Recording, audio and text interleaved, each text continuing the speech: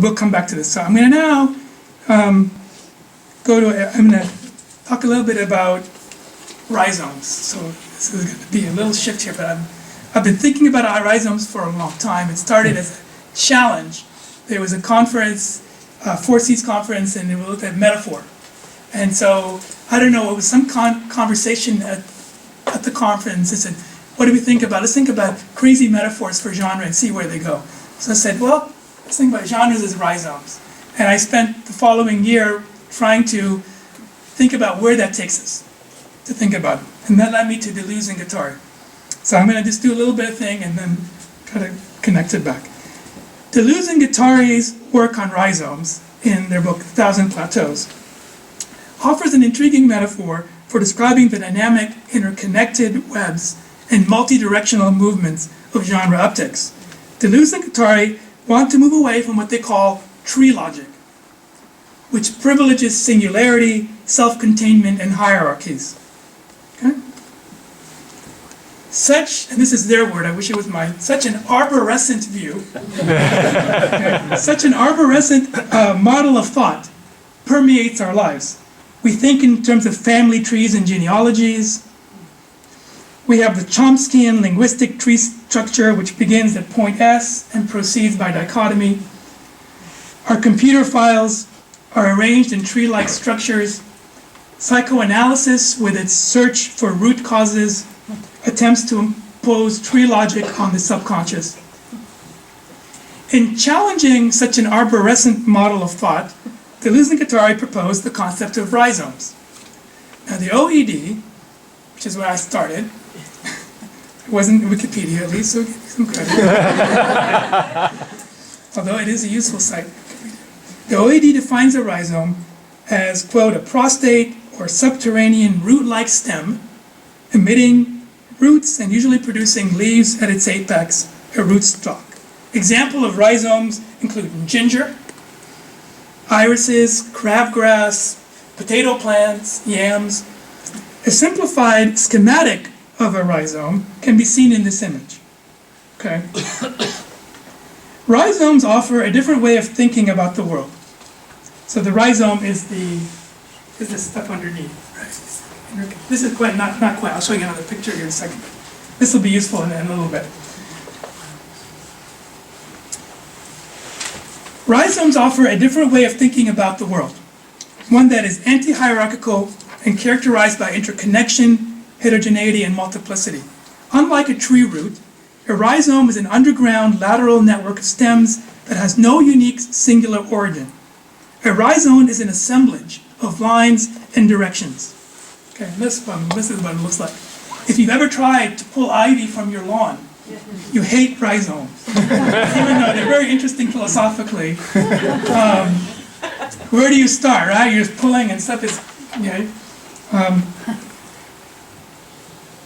as Deleuze and Guattari explain, any point in a rhizome can be connected to anything other and must be. This is very different from a tree or root, which plots a point, fixes an order. There are no, and this is their quote, there are no points or positions in a rhizome, such as those found in a structure, tree, or root. There are only lines. Okay, there are only interconnections. Think about how the interplays are occurring here, right? Just lines, directions in motion, fluidity.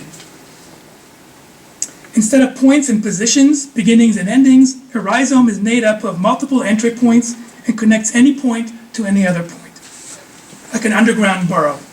Okay? As Deleuze and Guattari write, a rhizome, quote, is composed not of units, but of dimensions, or rather, as I just said, directions in motion.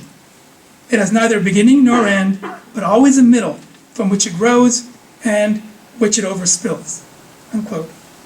This state of always being in the middle, in between things, of comings and goings, is crucial to understanding of rhizomes because it puts the focus on lines of connectivity and lines of motion, on interplays, rather than on points, positions, or objects. Well, what does all this mean for uptake, agency, and genre performance? Probably come back. To a certain extent, I would argue that genre studies has already been thinking about genre relations in rhizomatic ways. From Kathy Schreier's early work on veterinary school genres and how they connect people with different webs, to Anthony Pare's work on social workers and how hospital social workers and the genres they use exclude them and connect them to different hierarchies of power. David Russell, in particular, has turned to research in phenomenology and activity systems theory to describe how networks of related, sometimes conflicting genres coordinate and enable individuals to carry out consequential actions within and between systems of activity. In Russell's example of an intermediate cell biology class, this kind of looks like, forgive the triangles, we're talking about how we don't like the triangles, but lines and interconnections. This is his schematic of a cell biology activity system. The course texts link the activity system through research articles to other biology research activity systems, which through research grants links cell biology to funding agencies, pharmaceutical companies, and so on. So I think that we've been thinking in systems types ways, or network type ways, about genres. But I think Deleuze and Guattari, their work on rhizomes invites us to push things further. Deleuze and Guattari's interest in what they call volatile junctures offers us a way to think about agency, performance, and the scene of uptake in more dynamic ways. In the schematic I showed earlier, one could argue, here you might need to just be generous with me, but the plants that stick out of the ground are the genres, the socially recognizable, nameable phenomena that have defined social functions. Okay, if you see something, there were tomatoes here, you kind of sort of know what they're for and what to do with them. But uptakes are the lines of motion that connect the genres. Okay? And what's cool about the schematic is this is underground. We don't often see the uptakes except for their results. But what we see as a result of uptake is always an effect of something that's been happening, forces at work, that is often invisible to us.